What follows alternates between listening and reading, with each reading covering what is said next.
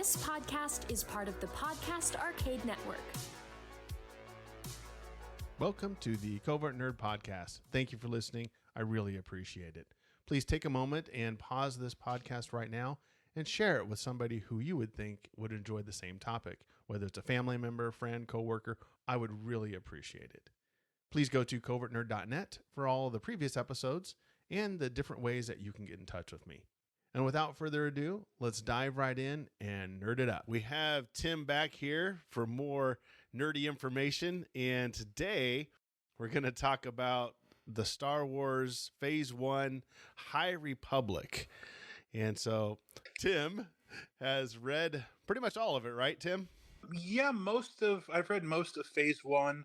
I've read they call them adult novels, which sounds weird. But I've read like the three main novels.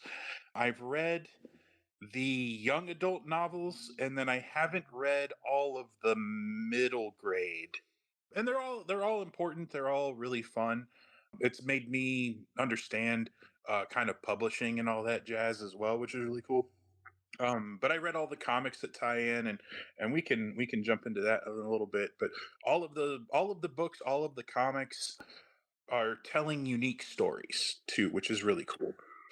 Except for there's children's picture books that retell some of the stuff from the novels, but everything else is its own unique bit of the story.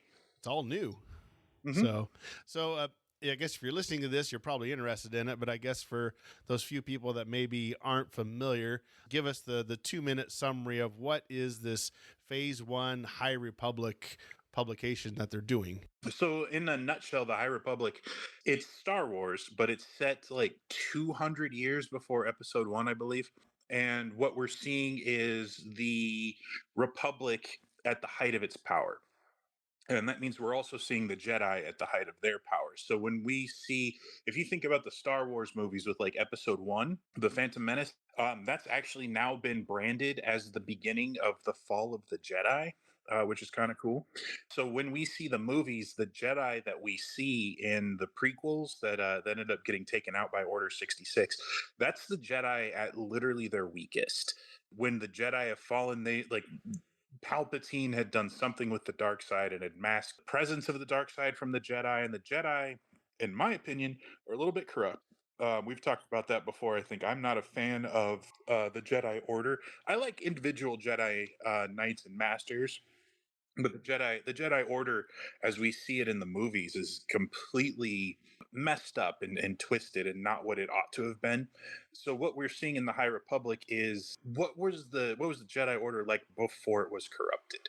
And the idea of the High Republic is they're giving it to us in phases. Phase 1 is what you and I are talking about today. Phase 2 has just started. There's only a couple of books out. And that is actually set 100 years before Phase 1. And I'll get into why that is in a little bit later. And then Phase 3, which I think will be next year, maybe late next year, that's basically going to be the sequel to Phase 1, where Phase 1 sets up the world. Phase 2 is giving us background. Phase 3 is the execution. That's where the big culmination of everything that started in Light of the Jedi comes to a head. Light of the Jedi being the first book in that series. But it's just like a fun recontextualization of everything that you know about the Force and Jedi. And it's just really, really cool. They go into why... what it means to have connections. That's like a really big theme in Phase 1 is because we know Anakin is not supposed to have a relationship with Padme, right? We know that from the movies, and they have to keep everything hush hush and quiet. In the High Republic, relationships happen and connections happen, and while there are rules, they're more seen as a list of guidelines to help you. Recommendations. Yeah, instead of like hard and fast things, like this is what a good Jedi would do this. If you don't do this, it doesn't mean you're a bad Jedi. It just means that you're not top tier. Backing up a little bit on Phantom Menace, is it Mace Windu that mentions something about they can't see the future or something like that? It's become clouded. That's what it was. Mhm. Yeah. Okay. So that's part of the decline that you're talking about. Mhm. Yeah. Yeah, absolutely. In the comics for the High Republic, they actually have a timeline. That's something that we don't see outside of the comics. Really, is the restructured timeline. Not and like nothing's changed, but it's more been defined.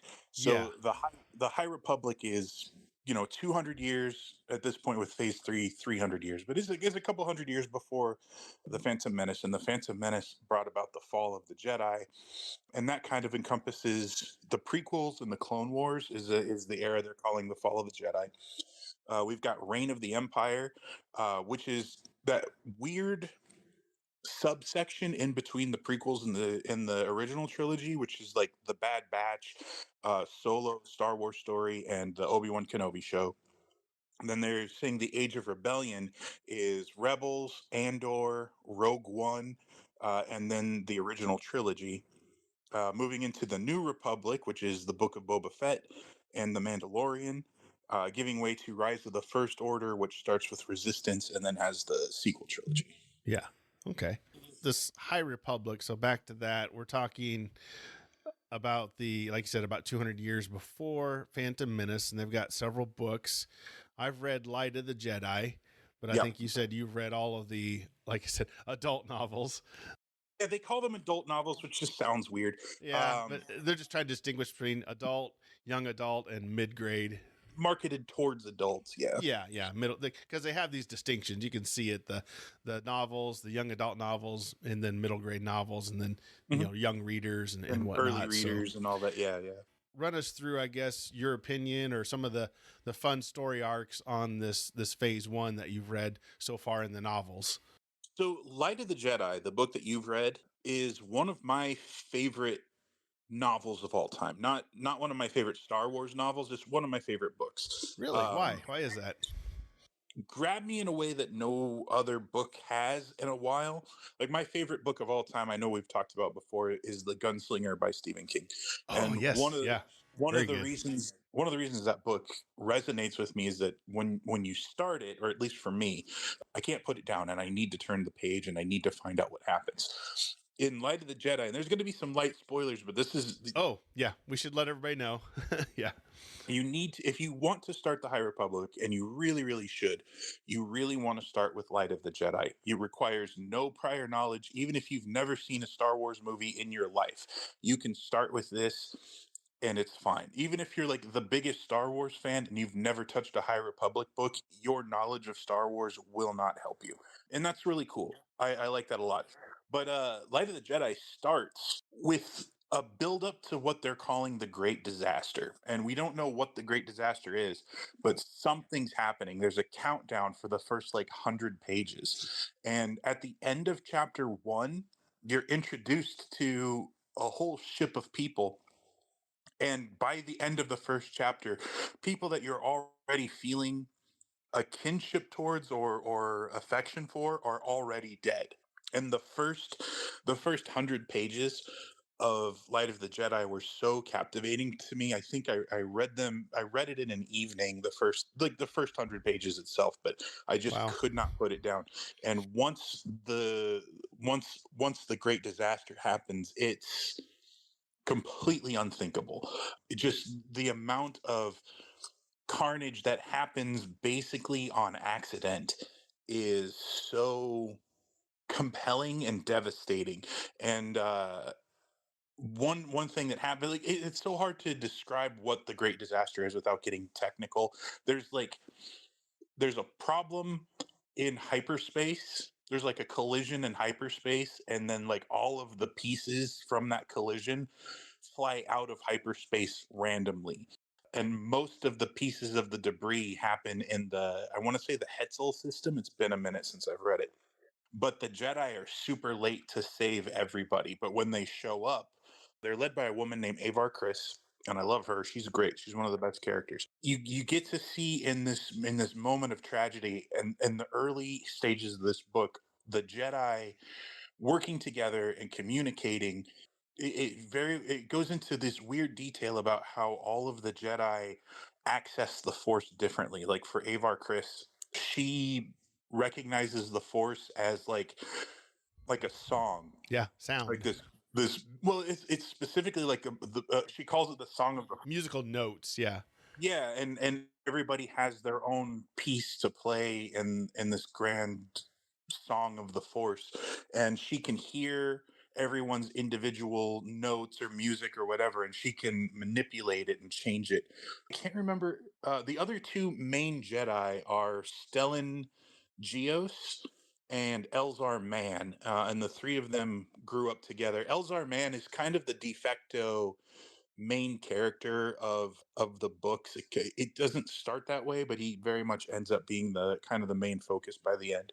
One of them, and I think it's Elzar. I could be wrong. I apologize for not knowing this offhand, but one of them sees the Force as waves, like ocean waves or whatever. And when he's using the Force, he's moving these like ebbs and flows of water, and some other Jedi see like raging fire, and others have like wind, and it's just like it's just how the Jedi perceive the Force. Whereas in the movies and in the traditional media we've had, it's an energy field that they manipulate or are a part of. And that's no less true in the High Republic, but just the way that the Jedi are in tune with the Force in a way that we've never seen makes it kind of beautiful in a weird nerdy way. And it shows how far they've quote unquote fallen. The way that the Force is utilized and the way that Jedi are shown in specifically the first novel is so interesting to me, and I just really kind of dig it. As you go through the book, it's, again, Light of the Jedi, which again I'm just kind of sticking with that one for right now because I absolutely love it. We get to kind of see that the Jedi are treated a little bit like cowboys. In the movies, we know Tatooine, right? That's where Luke Skywalker's from. That's where a lot of the movies take place. Tatooine's located on the outer rim of the known galaxy, basically.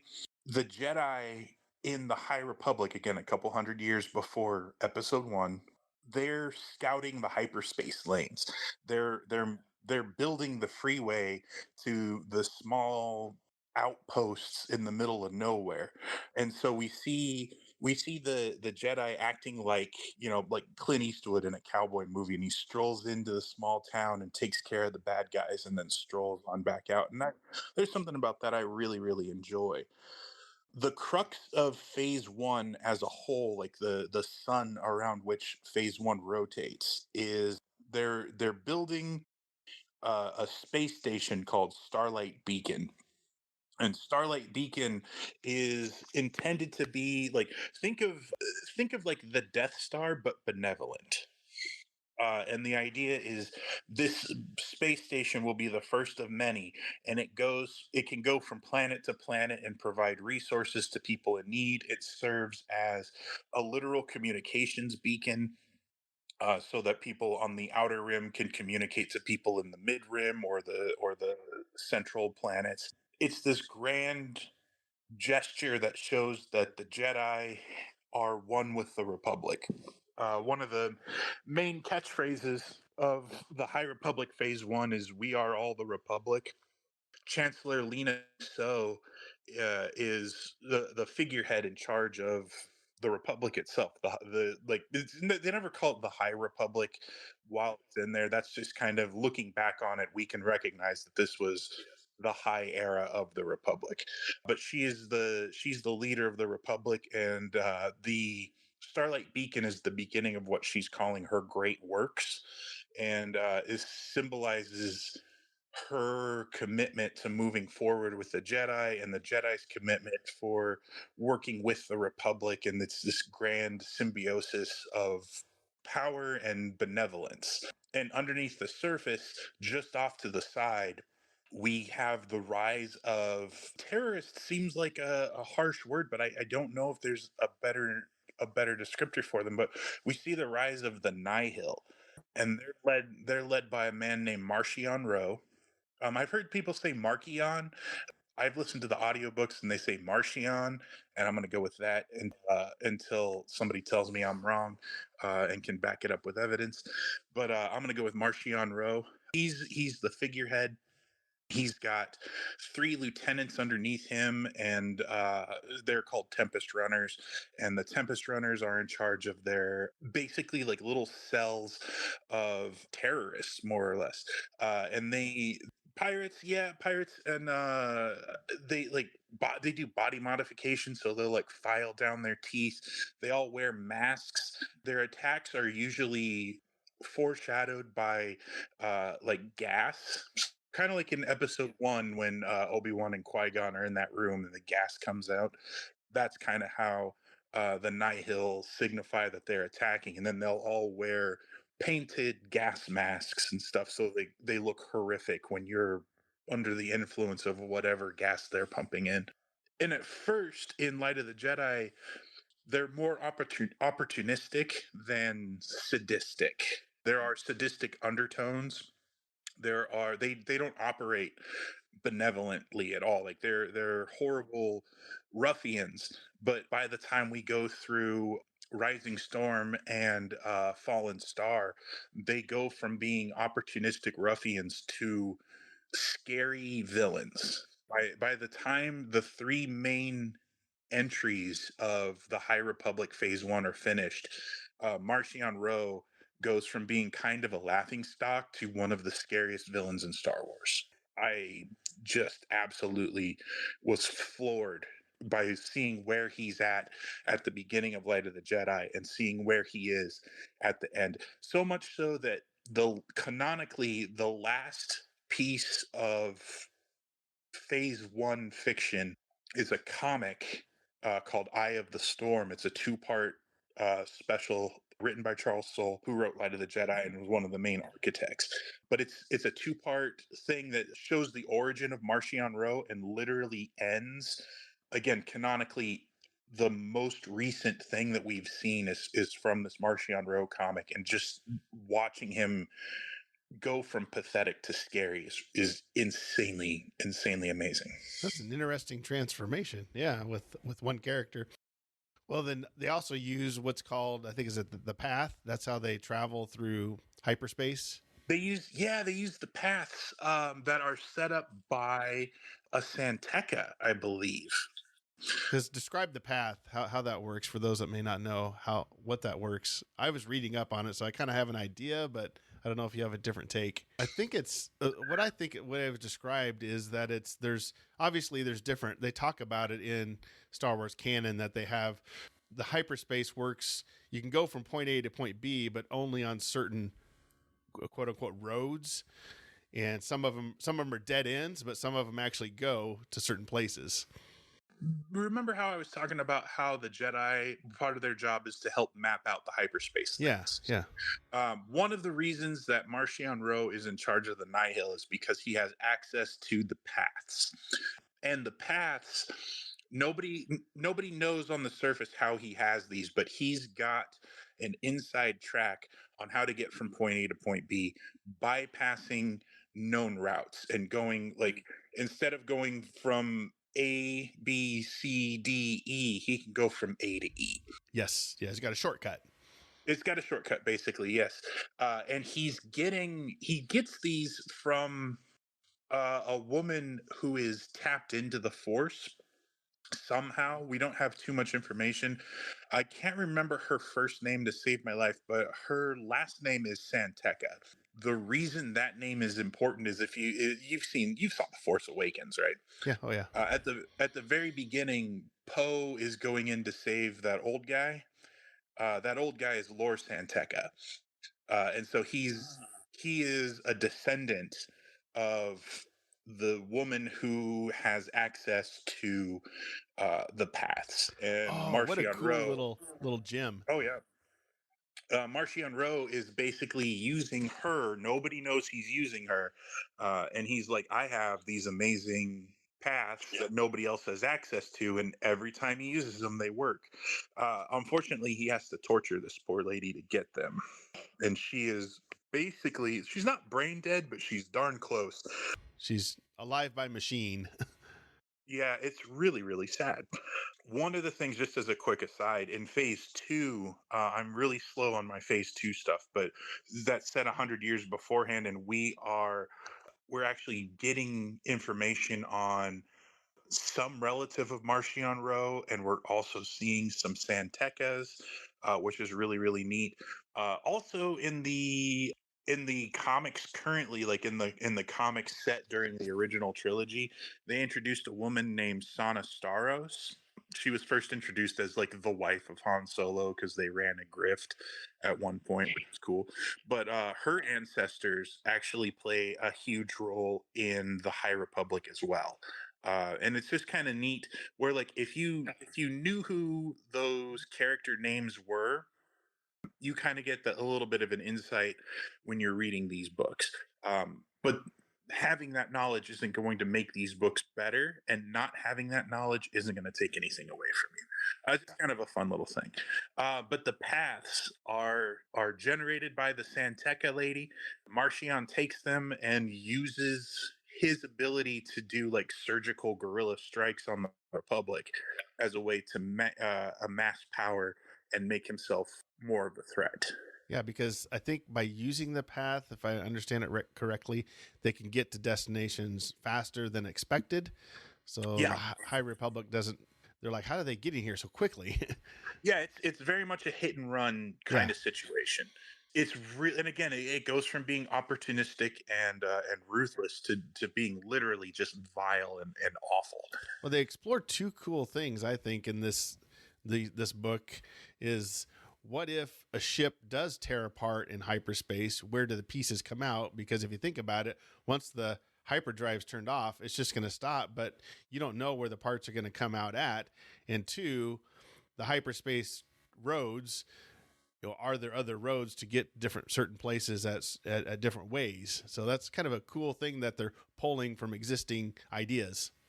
Yeah, and an object in motion tends to stay in motion, and so there's no breaks, and so those pieces are going to go somewhere. And it's actually really, really cool. It's cool. Like tens of hundreds of people, hundreds of thousands of people die, but it's really cool. I like it. Well, like I said, it's taking something that could likely happen and probably did happen, and it explains the catastrophic effects of hyperspace. They talk about the danger, or they allude to the dangers of hyperspace. This could be one of them. No, absolutely. And they don't know. Like we've never thought about hyperspace from the original movies. It's just that's how you get from place to place. You got the stream of stars, and you're in a cool blue tunnel, and then you come out of it. And just knowing that there's consequences to travel is something that's only been touched on in some of the canon novels. And it's kind of neat. Yeah, I like that. From the Jedi side of things, one of the coolest characters they introduce in Light of the Jedi is a green Twi'lek. I'm not sure how you want to say it, but his name's Loden Greatstorm, and his Padawan is a gentleman by the name of Bel Zettifar. And Bel Zettifar is kind of your emotional crux in the first book, and he has nothing but the utmost respect for Loden. And Loden is basically like, you're gonna be like, you're done being my Padawan. I got nothing left to teach you. As soon as we're done with this mission, I'm gonna go ahead and put to the council that you need to be made a Jedi Knight. By the end of the book, by the end of Light of the Jedi, Loden is kidnapped by the Nihil, and Bell sees it as just this huge failure. And one of the I alluded to earlier, the Nihil's hierarchy is kind of broken into storm nomenclature. So you have the eyes in charge of it, and then you've got Tempest runners and all of that. So they kidnap Loden Greatstorm because they want secrets of the Jedi, and they think it's perfect because his name is Storm. All of that jazz. So the second book is called The Rising Storm, and part of that is due to the Nihil, and specifically Marcion, recognizing what power they have, and they spend the entire book torturing poor Loden. It is. It is unfortunate. Bell refuses to become a Jedi Knight because of his failure, so he ends up getting another master. I think it's Indira Stokes, and I like her a lot. She's pretty cool. The second book, though, The Rising Storm, introduces one of my very favorite characters, and that's Ty Yorick. Ty Yorick, she used to be a Jedi, and she quit the Order to be a monster hunter.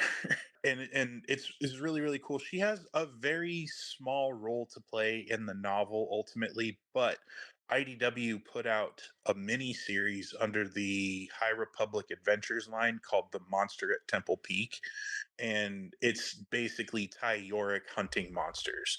Wow, it's like The Witcher in Star Wars. Yeah, I mean, honestly, kind of. I just like it a lot. She was very disillusioned by the Order. She's got a lightsaber. She's super cool. Very much like Ahsoka. Yes, except Ahsoka is genuinely a good person and is looking out for other people. Ty Yorick, she's kind of out for herself, and she doesn't have the same kind of a moral compass. So I think she's a little bit more like The Witcher than Ahsoka, which is fun because I don't want another Ahsoka. I love True. Ahsoka. And so to have Ty also exist is super duper fun, and I really just enjoy that character. She had a little bit of an appearance in the third book. I Fallen don't Star. remember. Yeah, Fallen Star. I don't remember if she had any horrible fate or not. So we could still see her in Phase 3 when that comes around. Sure. But she was easily my favorite Jedi. She's my favorite Force user, I Okay. suppose. I loved her. I loved her to pieces. Out of the main Jedi, Elzar Mann is absolutely the point of view character that I related to the most. I just really liked him.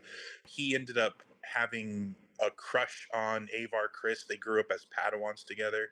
It's Oh. heavily implied that they're kind of in love with each other. They've thought about quitting the Order and running off together.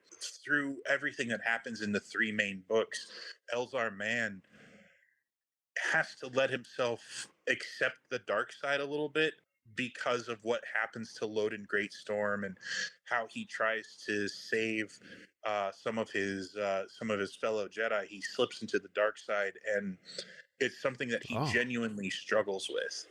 It's really really cool, and a lot of book 3 is him trying very very hard. He's working with Orla Jareni, and he's trying very very hard to reconcile his flirtation with the dark side and what does that mean to be a Jedi, and ultimately is his attraction to Avar Kriss antithetical to being a Jedi? Is that allowing him to go to the dark side? That investigation into attachments, like we were talking about before, is it very much comes to a head in his story. It's really really fascinating, really really engaging. Stellan Gios, who's part of that trilogy of characters, he ends up kind of being in charge of the Jedi for more or less. Like Avar Kriss is that figurehead by the end of the first book, and in the second book and in the main Marvel comics, we actually see her fall from that position of power and become obsessed with trying to catch who she thinks is the Eye, is a Twi'lek named Lorna Dee. She becomes obsessed with catching Lorna Dee to the point that she kind of rejects her duty as the person in charge of Starlight Beacon. She goes off on her own to catch these Nihil, and she abandons her post, and so her old friend Stellan Gios has to take over as the I want to say Chancellor, and that's not correct. It's very very close, but just being in charge of Starlight Beacon, and that actually causes a rift between them.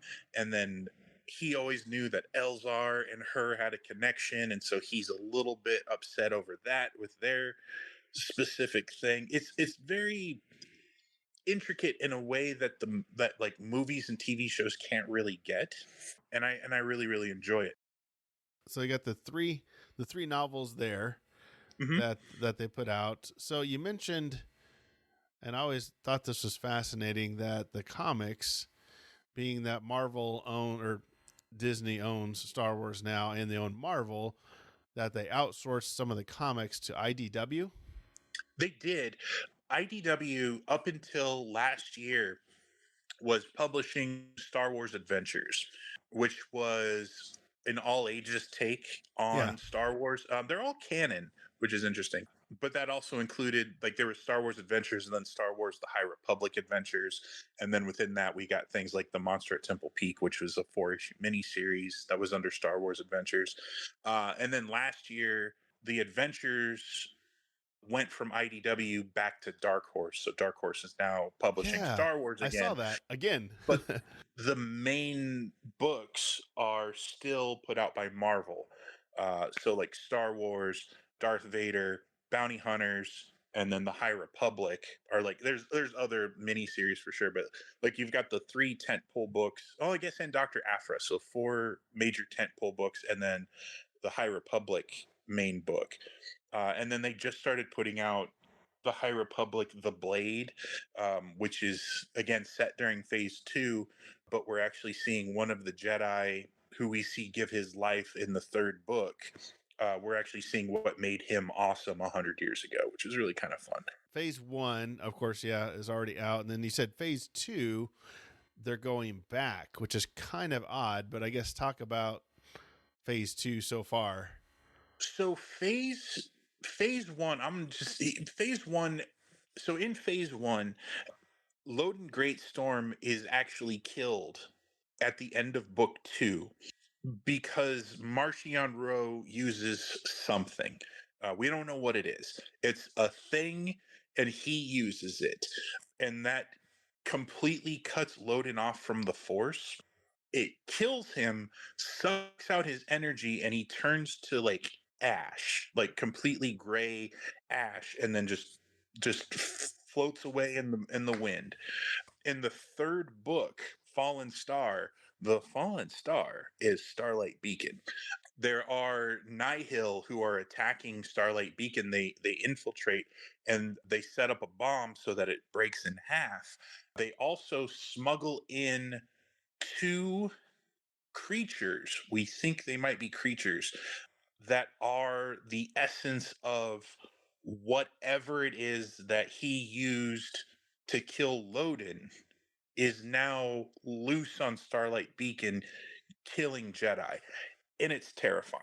What I believe, or what I understand Phase 2 to be, is we're getting not only the origin of the Nihil, the background of the Roe family, but we're also going to see whatever it is this weapon is, because the weapon was actually introduced in the Marvel comics and then offhandedly mentioned as the catalyst that killed Loden Greatstorm, and then is this unseen, like when Jedi look at it, they can't see it. They see something else. And it doesn't seem like non-Jedi can actually perceive it. And I don't know, like I'm very unclear, because when our point of view characters experience it, it's also very unclear. The way I believe this is going to work is Phase 2 is going to explain the weapon that's being used. And then Phase 3, we're going to see Avar Chris and the stragglers, because book 3, there is just a lot of death. But I think phase 3, I think we're going to see the stragglers join together and try to overcome this weapon. Also, there's a show that they're working on for Disney Plus, and it's called The Acolyte. All we know about the Acolyte is it is supposed to be the end of the High Republic. And we know that the High Republic ends going into the fall of the Jedi. It is my theory is the Acolyte is either Palpatine or Plagueis, who was Palpatine's master. Palpatine's master, yes. And I also have kind of some thoughts that Marchion Ro might be Plagueis, but Really? That's just speculation on my Okay, part. but I That like is that. Let's speculate like on if that. it, I don't need it to be that, but I would I just from because he wears a mask all the time. He's a little bit disfigured. He's got like gray features. Basically, at this point, the Jedi believe that the Sith are gone because there just were no Sith until we see Darth Maul in Episode One. That's what they say in the movie, wasn't it? There hasn't been a Sith for 1,000 years or something like that. Yeah, something like that.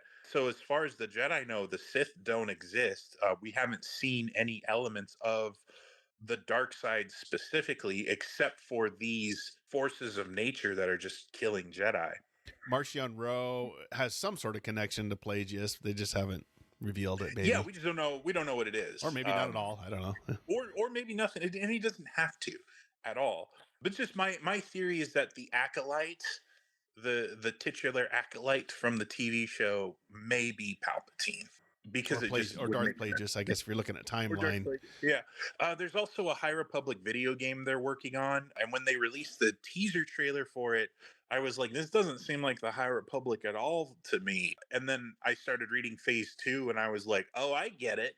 So the video game they're putting out very much looks like it's tying into themes that have been in what little I've read from Phase Two, which is kind of cool. Well, because Phase 2, I think they've got High Republic Convergence is out for the novels.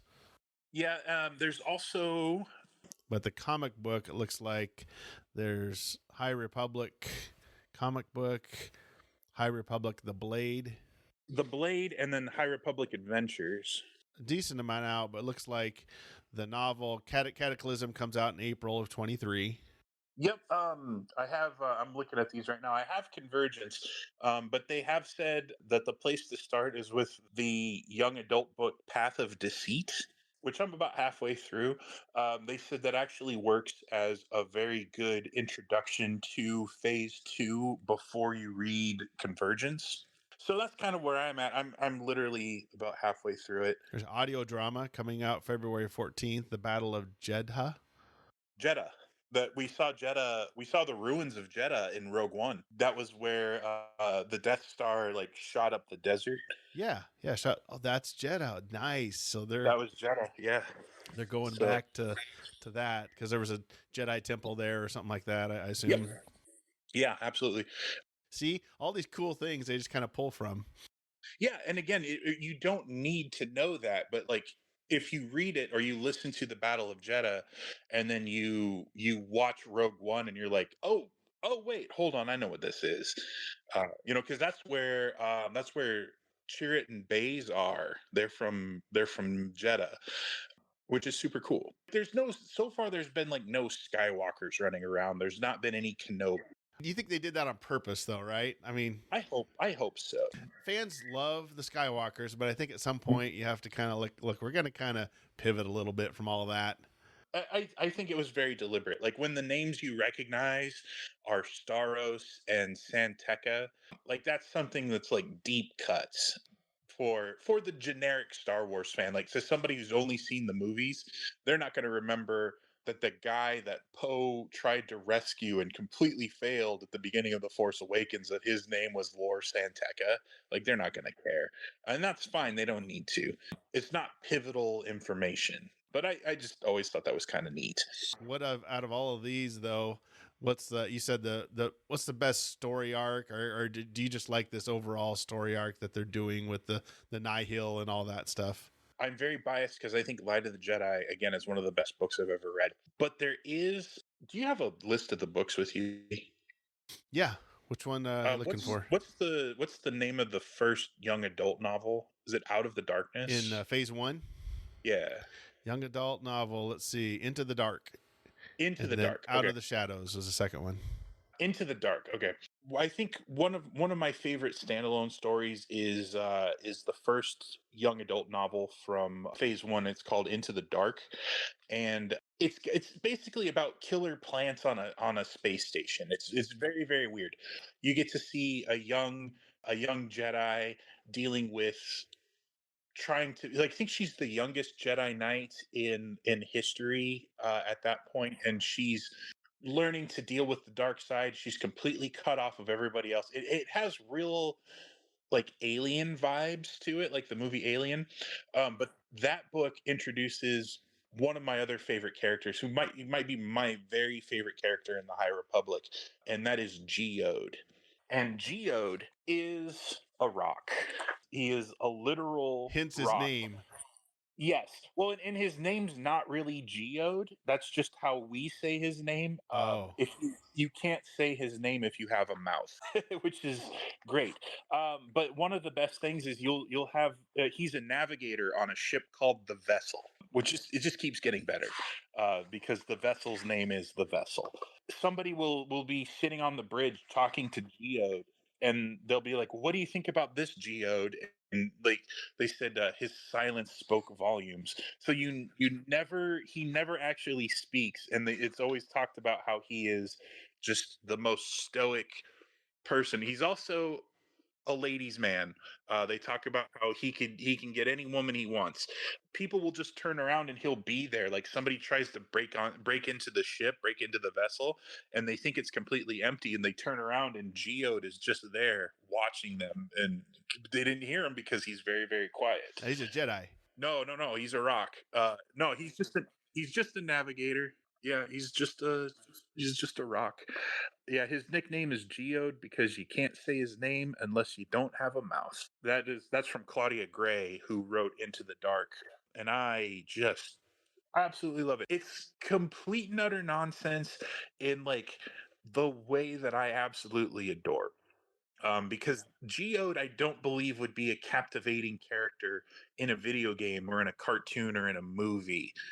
He'd be a throwaway gag, and for some reason, he's one of the most captivating characters because Claudia Gray has written him the most. He's appeared in other books by other writers, but the way Claudia Gray writes him is like there's this weird pathos for it, and we're talking about a slab of rock, and he doesn't we never see him move, we never hear him speak, and all of his thoughts are kind of projected onto him by how other people perceive him.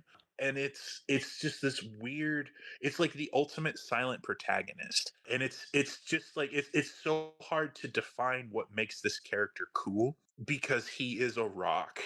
But it's really really fun, and I think ultimately that boils down to like what I like about the High Republic is that it released itself from the constraints of canon, in that like it counts, like all of this stuff did count, like Luke Skywalker would pick up a history book and read about Starlight Beacon because that's actually something that happened in his world.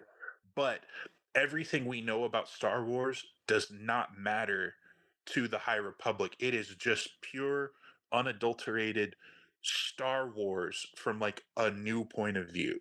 It's yeah, go They've for it. done I'm a good sorry. job with, it seems like, world building and cohesiveness. So one author can match another author. I think that shows that they've spent a lot of time really thinking about where we're going. What are we going to do? Where are we going to go? How are we going to get there? Well, and there's been like there's comics where like there is a murder, and there's a whole mini series called Trail of Shadows that Marvel put out during Phase 1, and it's a Jedi and a detective trying to solve a murder. And that fits in with these weird zombie plant monsters, and that fits in with these guerrilla terrorists, and that fits in with this Jedi who quit the Order and is now a monster hunter, and that fits in with there was the whole original High Republic Adventures that IDW put out is Yoda magic school busing younglings. He basically takes all of the younglings and he's like, "Hey, we're gonna bounce," and he puts them on a spaceship and just goes. Awesome. And and it's just fun. There's like no, we don't have to worry about oh where's he gonna be on Tatooine when Boba Fett does the thing, because like that's great and it has its points, it has its place. This is letting me experience Star Wars without the constraint of the Skywalker baggage, honestly. It's everything that I love about Andor currently, like the Star Wars show Andor. It has ties to Rogue One for sure, but mostly it has nothing to do with Skywalkers. It doesn't have anything to do with Jedi. It's just pure unadulterated Star Wars fun until season 2. When season 2 comes out, that's going to roll right into Rogue One, and it's going to be the most Star Wars thing that Star Wars has done. And I love that right now, because of the High Republic, because of Andor, because of the comics, because of the video games like Jedi Fallen Order and its sequel that's coming out soon. The limits on what Star Wars can or should be are gone.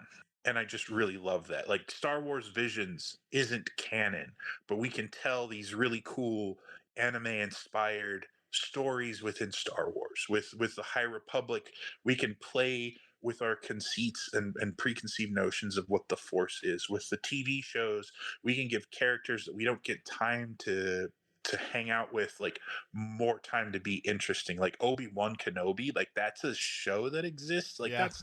that's like it's almost not fair that like we get to have these fun little things, and everybody might not like them, and everybody's not gonna like them, but the fact that we have the ability to judge what in Star Wars we enjoy and what in Star Wars we don't like. Star Wars isn't just a movie that came out in 1977.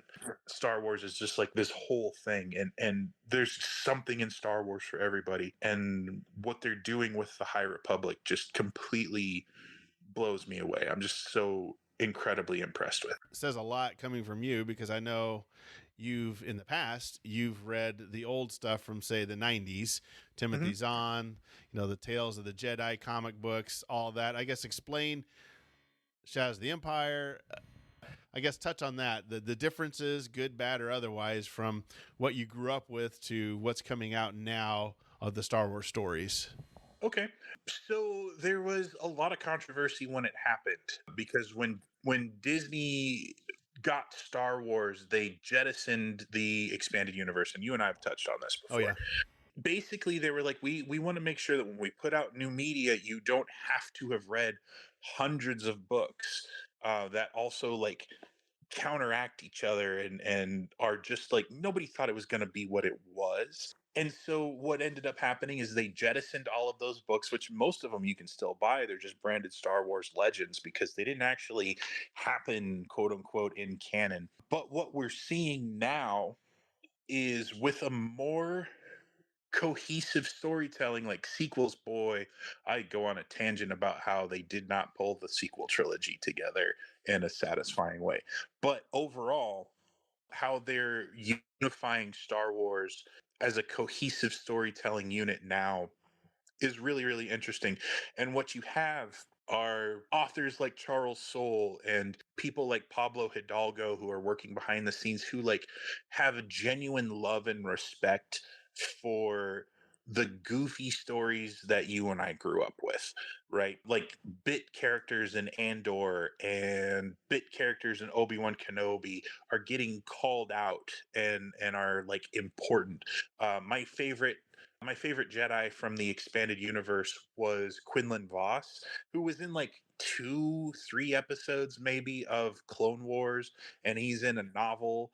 But I loved him in the expanded universe. That's where I fell in love with him. And he got like Ewan McGregor as Obi-Wan Kenobi said his name in the TV show. And just like as a fan, that like meant something to me. And at Celebration last year, they heavily hinted that Dash Rendar, who was one of the main characters, he was the Han Solo stand-in during Shadows of the Empire. They've heavily hinted he's coming to canon. Like without saying it, they've pretty much hinted that Dash Rendar's coming to canon. Oh man, that'd be cool. Just a good nod. It's one of those things too where like new fans are going to have the ability to see these characters in like a really cool new light that makes sense within the canon. Like you mentioned Timothy Zahn's books earlier. He's released 2 new Thrawn trilogies that are both within canon, but so he has the Ascendancy trilogy, which is like Thrawn's origin. But from his main trilogy, the third book in that trilogy takes place during the final 4 episodes of Rebels. Like that's when it takes place. And so now we had Ahsoka show up in The Mandalorian, and she's looking for Thrawn. And like, what does that mean? And that wouldn't matter if we didn't fall in love with these silly little books back in the 90s. So I think there was initially a really big pushback from the fan community as a whole when the concept of jettisoning the expanded universe was put forth. But here we are, like a decade later. Has it been that long? Oh, Dash oh man. Rendar is being talked about. I mean, Yeah, Dash Rendar is being talked about. We've got Death Troopers from the Dark Forces game. Like exactly. like those are like in canon. Like that's a thing that From the we've 90s. seen. Well, and he might, does that mean we're going to see Prince Caesar? Here's the thing: almost have in the comics. They've been dealing with Crimson Dawn. Yeah. See? So we're seeing. Oh gosh, I completely lost her name. The female lead from Solo.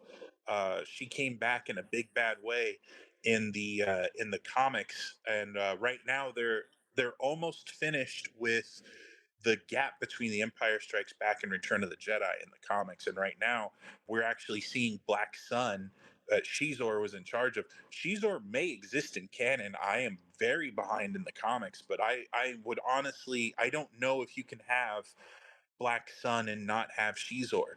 But we have seen Feline, his species, have been seen, and they represent Black Sun. And I can't speak with any authority because I'm very very behind. But if we have not yet seen Shizor, we're very very close, and it's going to happen. All those people, 10 years ago, they're upset about this. We're starting to get bits and pieces of that 90s universe pulled in. And the reason I think it might be happening is because Charles Soule and a lot of these people that are writing and in charge, they grew up on these books from the 90s. Oh, for sure, for sure. Charles Soule said that his 3 favorite characters are Poe Dameron, Lor Santeca, and Yaddle. And Yaddle. and so he's gone out of his way to make sure that the Santecas are important. He's gone out of his way. He wrote the Poe Dameron comic for 25 issues, and that was so insanely good. Charles Soule, one of the best Star Wars writers we've ever had, and he said he has plans for Yaddle. And Yaddle was actually in the Tales of the Jedi animated series, so we're getting some Yaddle goodness. What I love about this is it's gonna harken back to if people listen to the episode I was on with you where we talked about Transformers. One of my favorite things about Transformers is people my age who grew up just loving the cartoon and the idea of these robots that turn into cars are now like storytellers, and they're taking their passion for story, matching it with the stuff they loved as a kid, and are making phenomenally great stories out of like silly little robots that turn into cars. And we're seeing kind of the same thing right now in Star Wars. We're just like these silly little space wizards are doing really cool things, and the best sci-fi. I've said it before. It's not my unique saying. I know that I definitely have stolen it over time. But the best sci-fi is a reflection of the times, and I think Star Wars as sci-fi shows us what we're looking for as an escape. I know a ton of people are going to say it's science fantasy, it's not science fiction, but like I agree with that. But I also think that right now I can't imagine not having Star Wars, and the fact that I've got so much of it. Like I'm just looking at one of my bookshelves right now, and I've got like so many just books I haven't even touched yet. And I'm so behind on my comics, and I'm so behind on like Bad Batch season 2 is out. I'm so behind on all of that. But what that means is I have so much Star Wars still like yet to get to. And that makes me really, really excited and super duper happy. Yeah, and I always think back in the '90s, we were so excited to get all this ancillary books and comic books, and Shadows of the Empire, their whole idea with that was to do everything but a movie. Like it had a soundtrack, it had comics, it had a video game tie-in, it had a novel. Like I literally, like I think last year the soundtrack came out on vinyl. It had only ever been released on like CD and cassette. But I like sitting over with my records, I have the vinyl soundtrack for Shadows of the Empire, that's great. uh, which is just it's ridiculous, and I'm so very happy that just like a silly nerdy niche thing that would be like in, I'm not saying that Star Wars itself is a nerdy niche thing because it's, you know, we've got a Disney theme park for it. It's some of the highest grossing movies of all time. But when I say nerdy and niche, it's like, you know, people like you and I who are reading the books and watching the cartoons and just who genuinely like Star Wars isn't just a movie I enjoy. It's like a thing that like genuinely all aspects of it bring me joy. And I think that just because fiction, like the fact that fiction can do that on any level is really exciting to me and just like really, really cool. And that's the thing. This whole new wave is nostalgic of the '90s because we're getting this wave of ancillary Star Wars fun. I'll even Oh, call for it sure. fun just because it is fun. What would you say to some of the naysayers that, well, I like the '90s stuff. I don't know if I want to try this new High Republic thing. If you don't want to try it, don't try it. I'm to the point where like I don't want to convince you anymore. Not you specifically, Lee, but like there's people my age who are like, "Oh, Star Wars sucks ever since Disney took over," and that's just not true. It's No, objectively watch incorrect. Mandalorian. I mean, Yeah, Mandalorian, Book of Boba Fett, like Star Wars Visions, any of it, like Clone Wars, like the last season of Clone Wars, like everything that's happening in Bad Batch, Andor's fantastic, the Obi-Wan Kenobi show. If somebody comes at me saying I don't enjoy new Star Wars, why should I read the High Republic? It's because it's great. Like objectively, like I'm kind of tired of fighting with the people who just come at it from saying like, "Oh, Star Wars sucks." Well, if you think it sucks, I can't help you. Like it just objectively doesn't. And the only way you could ever be convinced would be to sit with a non-critical eye and just watch it or consume the media. And I think that's the best thing. If you come at anything, if it's Star Wars, if it's sports, if it's video games or board games or card games or you know cars or what have you, anything at all, if you go into it deciding that you already don't like an aspect of it, I can't help you. That's something where like if you're apprehensive about it, don't do it. But if you're curious and you want to learn more, jump in the whole hog. If you like, you know, if somebody was saying I've been too hard on Star Wars, but I feel intimidated with all of this stuff, I don't want to have to watch 10,000 things to get into Boba Fett. That's when I would say check out the High Republic. You don't need to know anything. You understand what the Force is. Go in with the High Republic. You don't need to know anything, but if you do know stuff, you get little bonuses. it's available at your local library. If you want to listen to it, you can get it at your local library. You can rent, you can borrow it. So if you don't want to spend any money, Use one of your 10,000 Audible credits that you haven't used. try it for free. And if you don't like it, you're not out anything.